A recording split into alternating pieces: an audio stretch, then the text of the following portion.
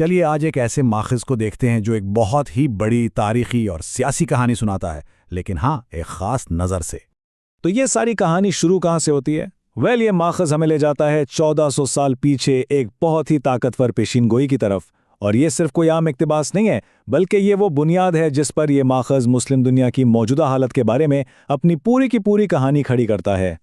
اب اس پیشین گوئی کی گہرائی میں اترنے سے پہلے یہ کہانی ہمیں وقت میں پیچھے لے جاتی ہے، ایک ایسے دور میں جسے یہ سنہری دور کہتے ہیں۔ ذرا تصور کیجئے 1000 سال کا عرصہ جہاں اس ماخذ کے مطابق مسلم دنیا بلا شبہ دنیا کی سب سے بڑی سپر پاور تھی۔ اچھا، تو سوال یہ ہے کہ اس غلبے کی بنیاد کیا تھی؟ اس ماخذ کے مطابق یہ صرف طاقت کی بات نہیں تھی، نہیں، یہ تو سائنس، ٹیکنالوجی اور ملٹری، ان سب چیزوں کا ایک ایسا مجموعہ تھا جس نے انہیں سب سے آگے رکھا ہوا تھا۔ لیکن جیسا کہ تاریخ ہمیں بتاتی ہے، سلطنتیں ہمیشہ نہیں رہتی، اور یہ کہانی بالکل ایک خاص لمحے کی نشاندہی کرتی ہے، ایک ایسی غلطی جس کے بارے میں اس کا کہنا ہے کہ وہی اس زبردست طاقت کے زوال کی شروعات تھی۔ اور وہ فیصلہ کن لمحہ کیا تھا؟ یہ سب گھومتا ہے ایک نئی یورپی ٹیکنالوجی کے گرد جس نے پوری دنیا ہی بدل دی، پرنٹنگ پریس۔ اور دیکھیے، یہیں سے کہانی ایک زبردست ڈرامیٹک موڑ لیتی ہے۔ یہ ماخذ ایک بالکل صاف تضاد پیش کرتا ہے۔ ایک طرف یورپ تھا جس نے اس نئی ٹیکنالوجی کو کھلے دل سے اپنایا، اور دوسری طرف تھی خلافت عثمانیہ، اس وقت کی مسلم طاقت کا مرکز، جس نے اس کے مطابق اسے مسترد کر دیا۔ اور اس ایک فیصلے کے جو نتیجے نکلے وہ بہت دور تک گئے۔ ماخذ کا کہنا ہے کہ بس اسی وجہ سے یورپ کو آگے نکلنے کا موقع مل گیا، اور اس کے بعد وہاں نیوٹن اور گیلیلیو جیسی شخصیات کے ساتھ ان کا اپنا سائنسی انقلاب شروع ہو گیا۔ تو علم اور طاقت کی یہ جو تبدیلی تھی، یہ صرف کتابوں تک محدود نہیں تھی، اس کے اثرات مسلم دنیا کے لیے اس کہانی کے مطابق بہت تباہ کن ثابت ہوئے۔ تو آخر وہ فیصلہ کن موڑ کب آیا؟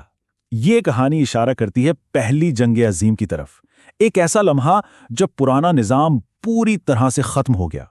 جنگ کے بعد جیتنے والے یورپی ملکوں نے پرانی عثمانی سلطنت کے علاقوں کو آپس میں بانٹ لیا۔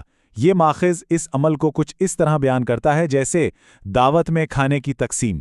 یہ ٹائم لائن اس پوری زبردست تبدیلی کو دکھاتی ہے جو اس ماخذ نے بتائی ہے، اور اس کا اختتامی نقطہ کیا ہے؟ فلسطین میں اسرائیل کا قیام، ایک ایسا واقعہ جس نے اس پورے خطے کو ہمیشہ کے لیے بدل کر رکھ دیا۔ اب اس نئے نظام کے جواب میں مزاحمت کی ایک نئی لہر اٹھی، اور اب یہ کہانی ان خاص لوگوں پر توجہ مرکوز کرتی ہے جنہیں یہ اس مزاحمت کا رہنما بتاتا ہے۔ اور اس فہرست میں سب سے پہلا نام ہے سعودی عرب کے شاہ فیصل کا، ایک ایسی شخصیت جس نے اس ماخذ کے مطابق سیدھا سیدھا امریکی اور اسرائیلی مفادات کو چیلنج کیا۔ ان کے سب سے اہم کاموں میں کیا شامل تھا؟ ایک جنگ اور ایک ایسی تباہ کن تیل کی پابندی جس نے پوری دنیا میں تہلکہ مچا دیا تھا۔ لیکن ان کی کہانی کا انجام بہت افسوسناک ہوا، انہیں قتل کر دیا گیا، مگر ان کی میراث زندہ رہی، حتیٰ کہ ایک نیوز اینکر نے انہیں مسلم دنیا کا باپ کہہ کر ان کا سوگ منایا۔ فیصل کے جانے کے بعد ایک خلا سا پیدا ہو گیا، اور اس کہانی کے مطابق اس خلا کو پر کیا ایران میں آیت اللہ خمینی نے۔ خمینی کا جو انقلابی نظریہ تھا وہ بہت ہی طاقتور اور غیر سمجھوتا کرنے والا تھا۔ ماخوذ اس کو اس جملے میں خلاصہ کرتا ہے کہ اسلام صرف مسجدوں میں نماز کے لیے نہیں، یہ سپر پاورز کے تخت توڑنے کے لیے ہے۔ اسی انقلابی جوش نے آگے چل کر خوفناک ایران عراق جنگ کو جنم دیا۔ یہ کہانی اسے ایک پراکسی جنگ کے طور پر دکھاتی ہے جو بنا کسی صاف جیت کے ایک تعطل پر جا کر ختم ہوئی۔ چلیے اب آتے ہیں آخری حصے پر جو اس کہانی کو سیدھا ہمارے دور میں لے آتا ہے، اور اس کی توجہ ہے خمینی کے جانشین پر۔ اس کہانی کے مطابق پچھلے کچھ دہائیوں کا جو سب سے بڑا تنازع ہے وہ دو زبردست شخصیات کے گرد گھومتا ہے، ایران کے آیت اللہ خامنی اور اسرائیل کے بنجامن نیتنیاہ۔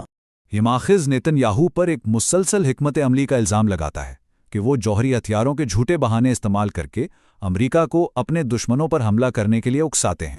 اب ہم کہانی کے ایک ایسے حصے میں آگئے ہیں جو اہم بات یہ ہے کہ پوری طرح سے فرضی ہے، یعنی قیاس پر مبنی۔ اس ماخذ نے اپنی کہانی کو ایک انجام تک پہنچانے کے لیے واقعات کا ایک سلسلہ بنایا ہے، تو چلیے دیکھتے ہیں کہ وہ کیا کہتے ہیں۔ تو یہ ٹائم لائن اس ماخذ کے فرضی منظر نامے کی پوری تفصیل بتاتی ہے، سیاسی دباؤ سے شروع ہو کر ایک پورے فوجی حملے تک اور آخر میں قتل تک۔ اور اس طرح یہ پوری کہانی گھوم کر واپس وہیں آ جاتی ہے، اپنے قیاسی انجام کو سیدھا اس پہلی پیشگوئی سے جوڑتی ہے۔ سوال یہ پیدا ہوتا ہے، کیا یہ واقعی اس 1400 سال پرانی پیشگوئی کا پورا ہونا ہے؟ یہ ماخذ اس سوال کو ہمارے سوچنے کے لیے چھوڑ دیتا ہے۔